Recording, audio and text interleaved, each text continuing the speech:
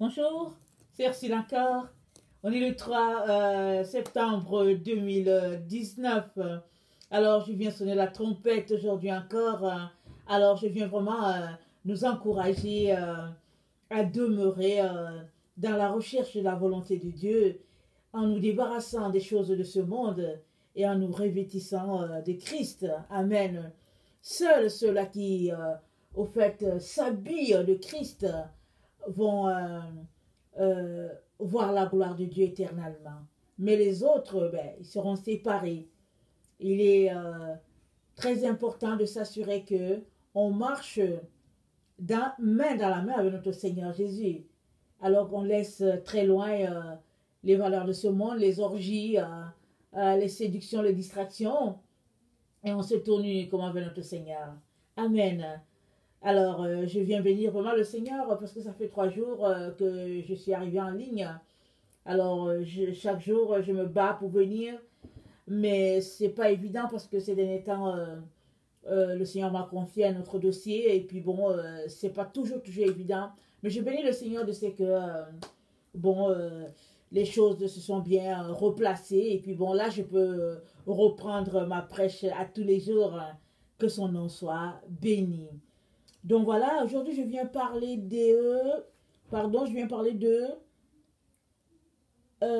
au mien, j'envoie des épreuves. Amen. Alors, le Seigneur vient vraiment nous parler aujourd'hui encore d'épreuves. Alors il dit que il envoie les épreuves à tous ceux-là qui lui appartiennent. Et tu ne peux pas te départir des épreuves. Même si notre siècle nous dit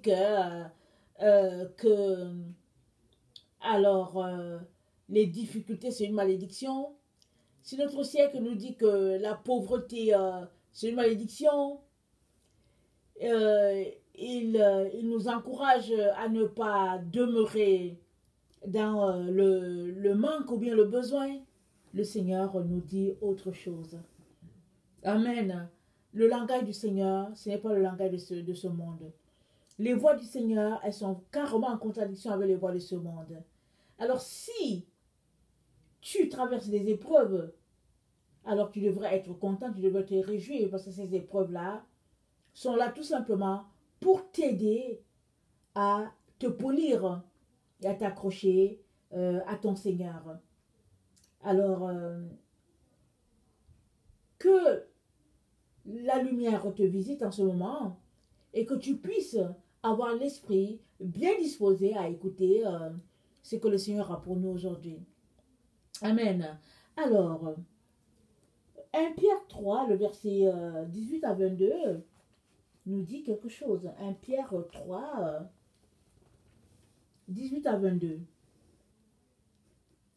Christ aussi a souffert une fois pour les péchés, lui juste pour les injustes, afin de nous amener à Dieu, ayant été mis à mort quant à la chair, mais ayant été rendu vivant quant à l'esprit, dans lequel aussi il est allé prêcher aux esprits en prison, qui autrefois avaient été incrédules, lorsque la patience de Dieu se prolongeait, au jour de Noé, pendant la construction de l'arche, dans laquelle un petit nombre de personnes, c'est-à-dire 8, furent sauvées à travers l'eau.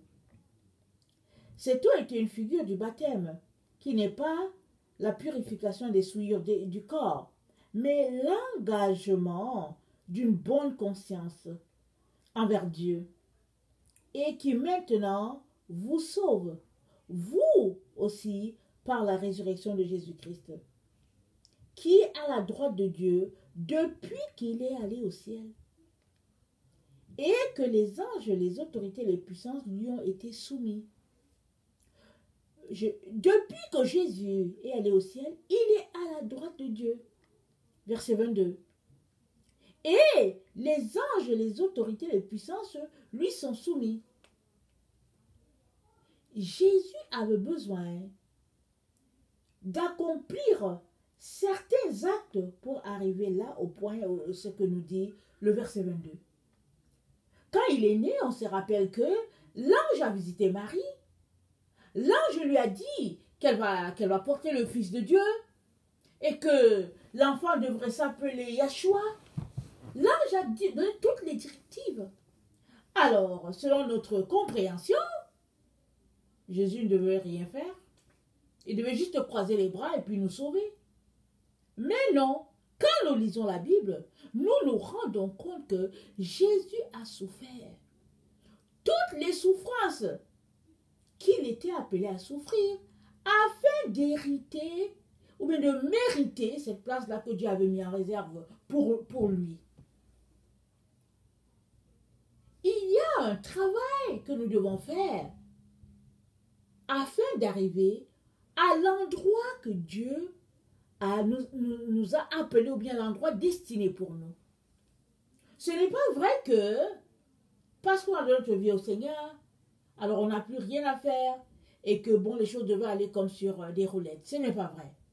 La preuve est que les apôtres qui ont marché avec Jésus ne font que nous le dire. Parce qu'ils sont arrivés à cette compréhension-là. Rappelons-nous, quand les disciples ont su que Jésus c'était le Messie, Pierre est allé le voir pour lui dire à Dieu ne plaise, tu ne mourras pas. Jésus a dit, arrière de moi Satan. Alors en ce temps, les disciples, en tout cas par la bouche de Pierre, ils ne comprenaient pas que le Messie puisse mourir. Le Messie, le sauveur de l'humanité, comment va-t-il souffrir jusqu'à mourir? Mais non, c'est le sauveur, c'est le roi. Mais pour avoir la position que Dieu avait prévue pour lui, Jésus a dû souffrir, vraiment au-delà de toutes les souffrances, même jusqu'à la mort de la croix. Et c'est pour cela que Dieu lui a donné le nom qui est au-dessus de tout nom, Philippiens 2, le verset 8 à 10.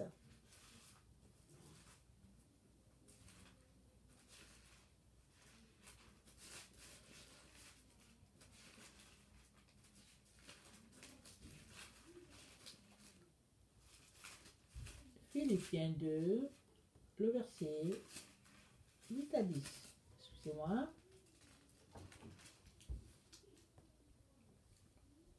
Il s'est humilié lui-même, se rendant obéissant jusqu'à la mort, même jusqu'à la mort de la croix. C'est pourquoi aussi Dieu l'a souverainement élevé et lui a donné le nom qui est au-dessus de tout nom, afin qu'au nom de Jésus, tout genou fléchisse, dans les cieux, sur la terre et sous la terre, et que toute langue confesse que Jésus-Christ est Seigneur, à la gloire de Dieu le Père.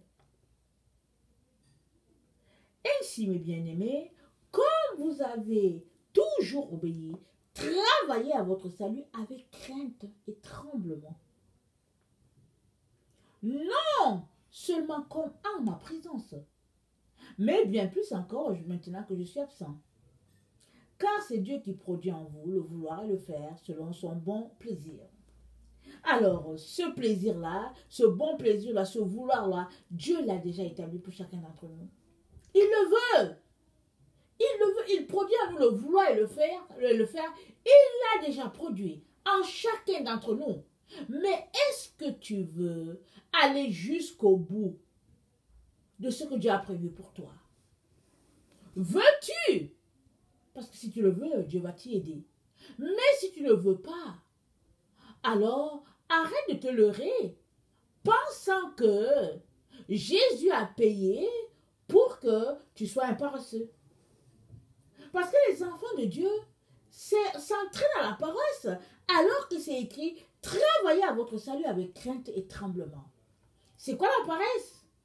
C'est de se retrouver à faire ce que Dieu ne nous a pas appelé à faire. Ça, c'est la paresse. De te retrouver à somnoler, à dormir. Dormir physiquement, mais aussi dormir par rapport aux choses spirituelles.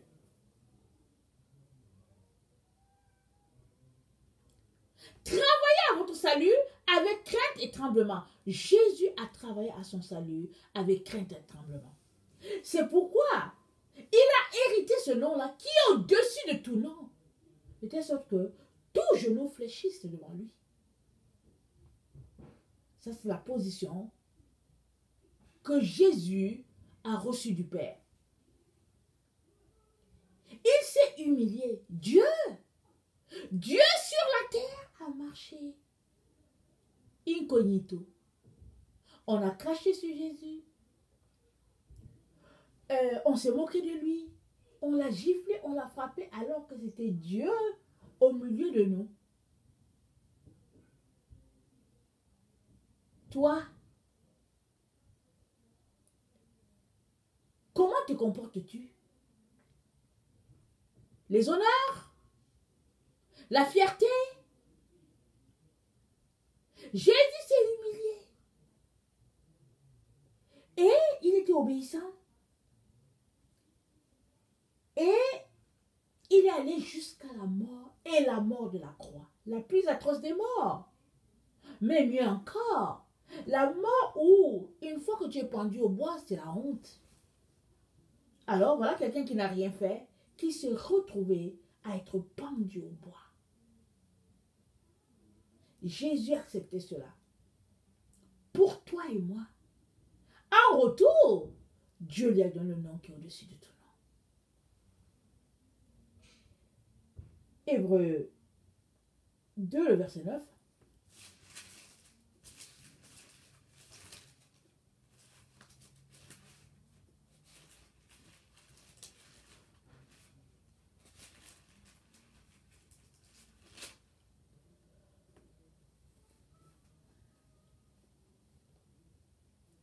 Mais celui qui a été abaissé pour un peu de temps au-dessous des anges, Jésus, nous le voyons couronné de gloire et d'honneur à cause de la mort qu'il a soufferte, afin que par la grâce de Dieu, il souffrit la mort pour tous.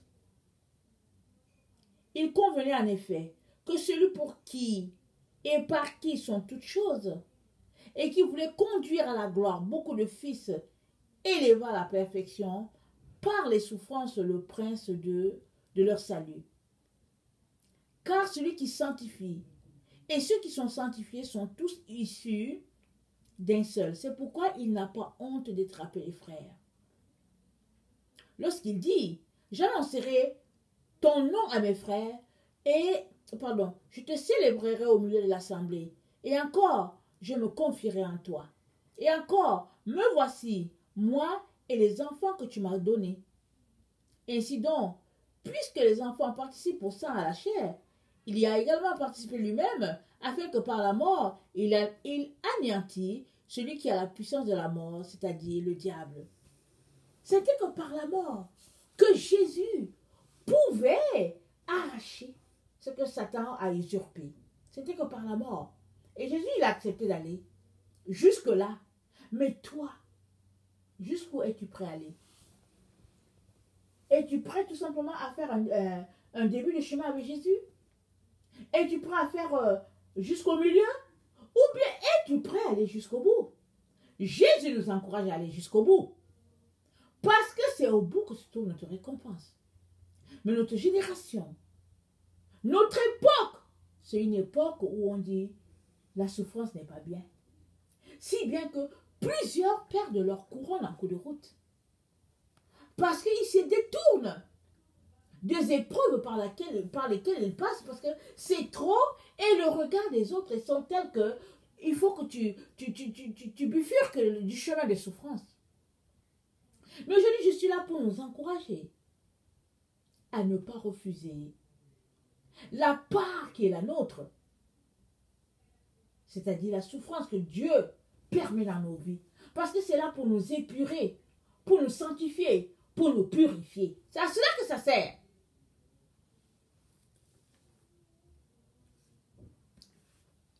Hébreux 1,4.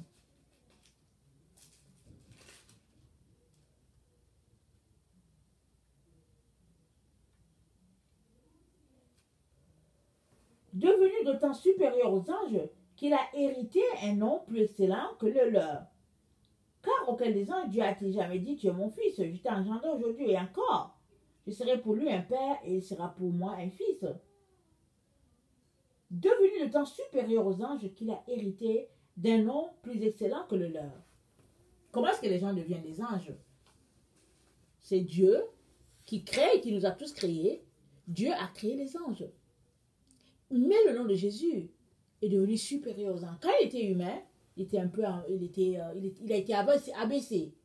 Mais il est passé par chaque étape par laquelle il devait passer pour être appelé fils de Dieu et il a été élevé au-dessus des anges.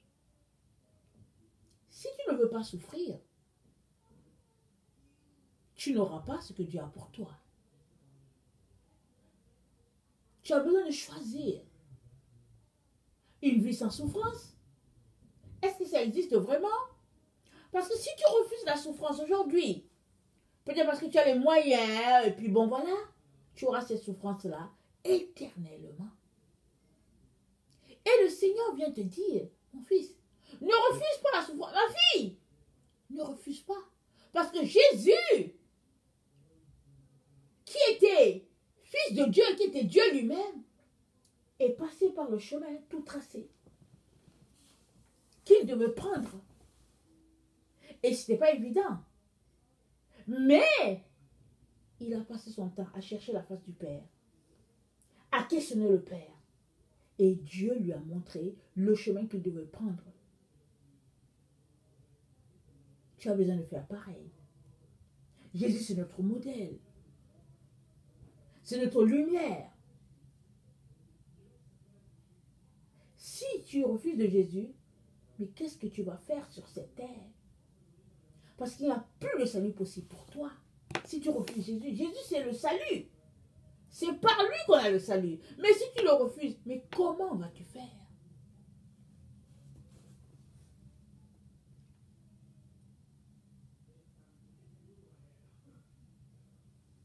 Daniel 7, le verset 14, annonçait déjà le Fils de l'homme.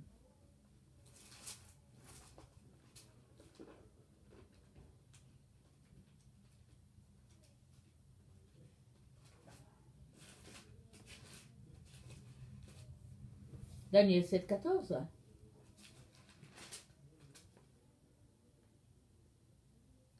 On lui donna la domination, la gloire et le siège.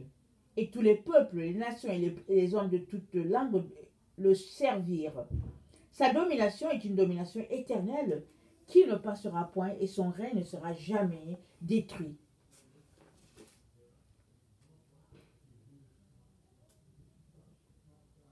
Ésaïe 53, 12 à 13.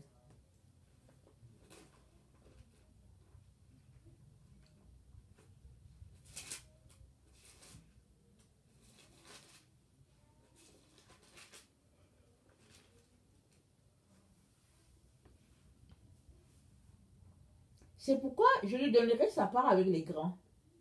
Il partagera le butin avec les puissants, parce qu'il s'est livré lui-même à la mort et qu'il a été mis au nombre des malfaiteurs. Jusqu'aujourd'hui, le bruit court sur Jésus de façon négative. Certains disent que les disciples sont venus voler de son corps, d'autres disent que bon voilà, il n'était pas clean, il était un enfant illégitime. Le bruit court. Et Dieu dit, parce qu'il s'est livré lui-même à la mort et qu'il a été mis au nombre des malfaiteurs, lui-même Jésus a accepté cela. Parce qu'il a porté les péchés de beaucoup d'hommes et qu'il a intercédé pour les coupables.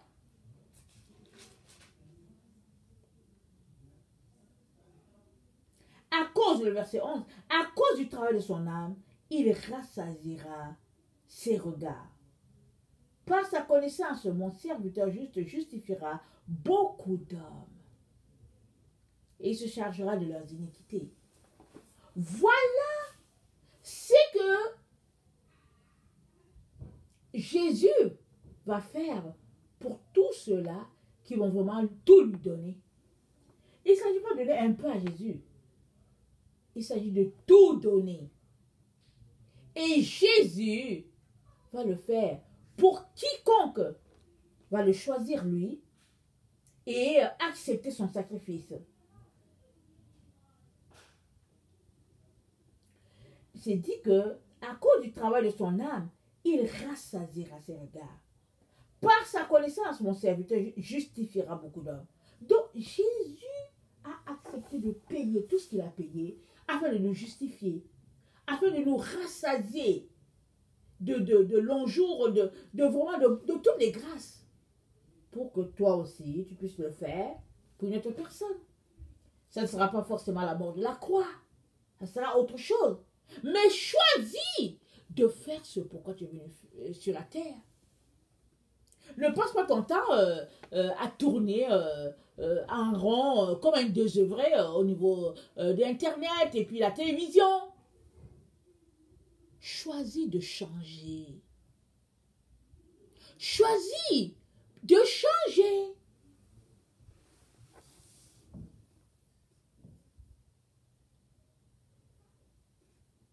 Je viens vraiment nous encourager à nous arrêter et à faire une comparaison entre Jésus et nous. Si Jésus-Christ, qui est Dieu, a accepté de subir ce qu'il a subi, à combien plus forte raison nous? Et il l'a fait pour nous montrer le chemin, pour nous dire que la chair ne sert de rien. C'est l'esprit qui vivifie.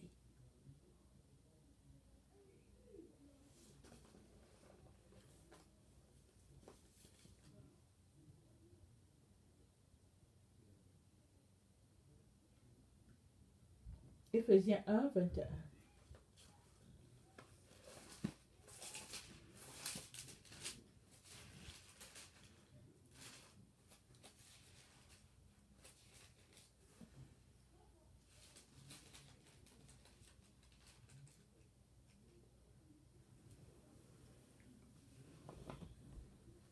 Il l'a déployé en Christ, en le ressuscitant des morts et en faisant asseoir sa droite dans les lieux célestes, au-dessus de toute domination, de toute autorité, de toute puissance, de toute dignité, de tout nom qui ne peut nommer, non seulement dans les siècles présents, mais encore dans les siècles à venir. Il a tout mis sous ses pieds et il l'a donné pour chef suprême à l'Église, qui est son corps, la plénitude de celui qui remplit tout en tous. Voilà comment Paul décrit tout ce qui s'est passé avec le Seigneur.